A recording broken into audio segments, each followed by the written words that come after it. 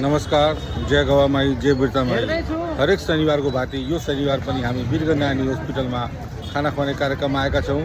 हरेक शनिबार हामी 450 देखि 500 जनालाई वीरगञ्ज नानी हस्पिटलमा हामी खाना खुवाउने कार्यक्रम, प्रसाद वितरण भनौँ, बिरामी कुरुवालाई टार्गेट बनाएर हामी खाना खुवाउने कार्यक्रम गर्छौँ। यो प्रोग्राम हरेक शनिबार चल्छ। यो प्रोग्राम हरेक शनिबार चल्छ।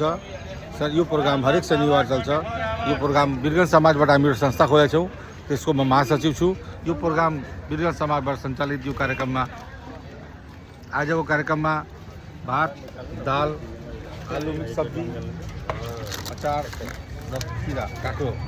यो प्रोग्राम हरेक शनिबार वीरगञ्ज नानी हस्पिटलमा चिसो पानीको पनि व्यवस्था गरिएको छ। खाना खुवाउने कार्यक्रम चलिरहेछ। वीरगञ्ज नानी हस्पिटलमा खाना खुवाउने कार्यक्रम चलिरहेछ। यो प्रोग्राम हामी हरेक शनिबार वीरगञ्ज नानी हस्पिटलमा खाना खुवाउने कार्यक्रम गर्छौँ। खाना खुवाउने कार्यक्रम चलिरहेछ।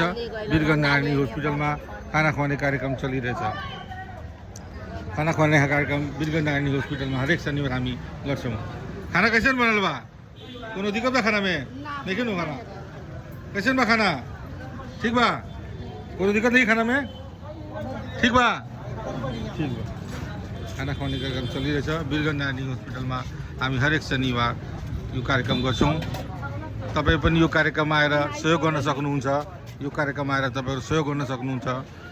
तनले आफ्नो आएर उभेर यो कार्यक्रममा सेवा दिन सक्नुहुन्छ। र आजको कार्यक्रममा वीरगञ्ज बजरङ अग्रवालले एक बोरा चावल दिएको छ। सत्यसाई केन्द्रबाट चावल, आलु र दाल आज यो कार्यक्रममा दिएका छन्। प्रोग्राम चलिरहेछ। खाना खुवाउने कार्यक्रम वीरगञ्ज नानी हस्पिटलमा खाना खुवाउने कार्यक्रम चलिरहेछ। धन्यवाद। जय मानवता, जय गवामाई।